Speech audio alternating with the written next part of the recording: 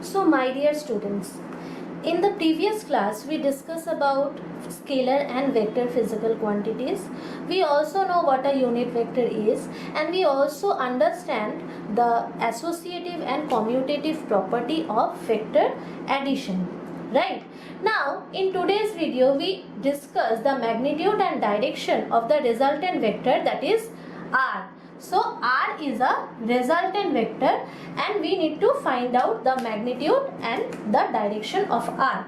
This topic is very important for all competitive exams like joint entrance, IIT-JEE, GATE, etc. etc. Okay, so let's start today's video. So here I just draw a triangle to imply here the triangle law of vector addition, where OP is vector A, PQ is vector B and OQ is vector R. That is the resultant vector. So in the previous video we know that R equal to A plus B,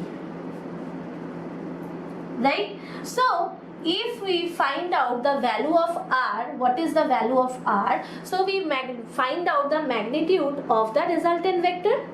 Now if R makes an angle theta with the first vector, if we find out the value theta, we could find out the direction of R, that means at what angle R is with the first vector, that is A, right? Now suppose A and B are making an angle alpha with each other, that means the angle between A and B is alpha. So we just draw a perpendicular from point Q and let the perpendicular touch the extended version of OP, the extended line of OP up to point N. So PQN is a right angle triangle, which is smaller triangle, and QON is the bigger triangle, which is also a right angle triangle, right? Because QN is perpendicular to ON, right? Now from triangle QPN we get PQ is hypotenuse, that is B. If we consider only the magnitude, PN is base. Now we know that base by hypotenuse equal to cos alpha, right? Because the angle is alpha. So what is base? Base equal to h into hypotenuse. What is the hypotenuse? B. So base by what is B? B is the hypotenuse here if we consider the magnitude only. So base is nothing but B cos alpha, right? You all know these little things, but during explanation I also mention these small points, okay? And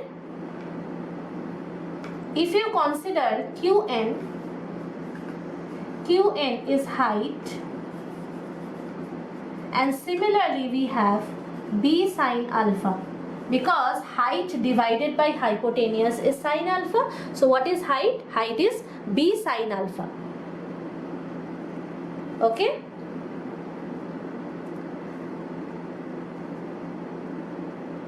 Similarly, if we consider triangle OQN,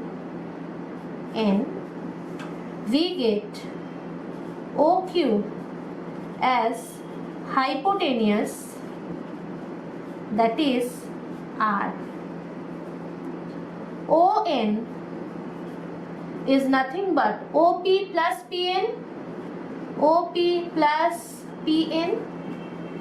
Now in terms of finding out ON, we just write OP plus PN. Why? Because OP is A. And what is PN? PN is B cos alpha. Okay? Now QN, that is height, it is B sin alpha. from the triangle OQN, if we apply Pythagoras theorem, then OQ square equal to QN square plus ON square. So OQ square equal to QN square plus ON square, right? Now what is OQ square? OQ is nothing but R. If we consider only the magnitude, so R square equal to QN square, QN square equal to B square sine square alpha, right? Because Qn is B sine alpha. If you make the square, you get this. And what is On? On equal to A plus B cos alpha whole square, or R square equal to B square sine square alpha plus A square plus 2AB cos alpha plus, just make a separation here, plus B square cos square alpha. Now B square cos square B square sin square alpha, B square cos square alpha. If you take the common B square, you have only 1, because sin square alpha plus cos square alpha equal to 1. Whatever the value of alpha is, it does not change. So R is basically A square plus 2AB cos alpha plus B square to the power half.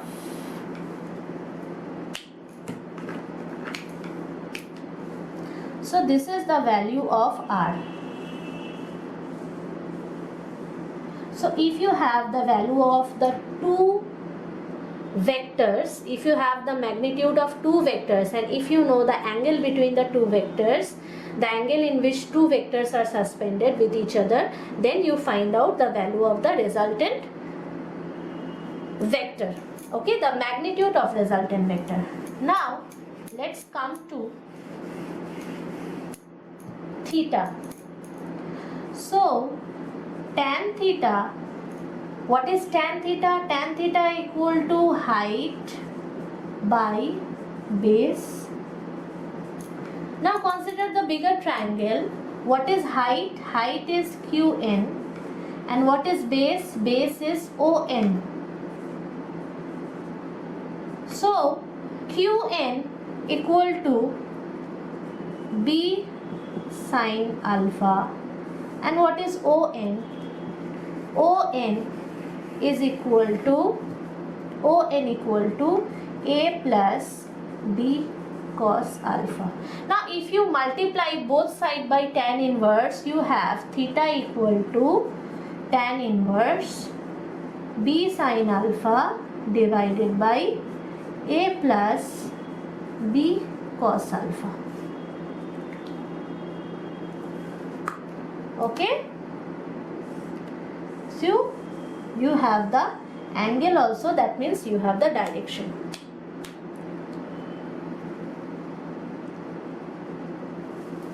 So just quickly come to the point, if alpha equal to 0, then cos 0 equal to 1 and sin 0 equal to 0, right? So the value of R is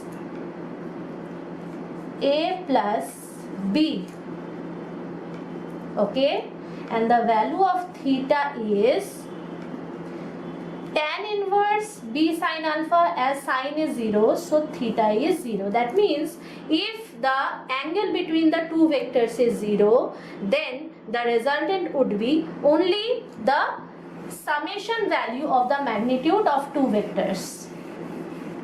Now if alpha equal to 180 degree, that means A and B are opposite to each other, making an angle 180 degree with each other, then cos 180 degree equal to minus 1 and sin 180 degree we know that is 0. So R is only A minus B and theta would be 0. Okay. In the next point, if alpha equal to 90 degree and then cos 90 equal to 0 and sin 90 equal to 1. Okay, so you have R equal to cos 90 equal to 0, so R has the value a square plus b square to the power half, and theta equal to tan inverse b by a.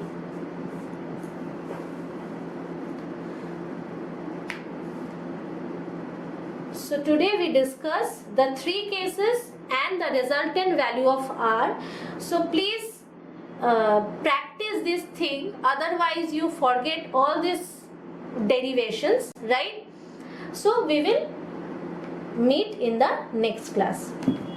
Thank you.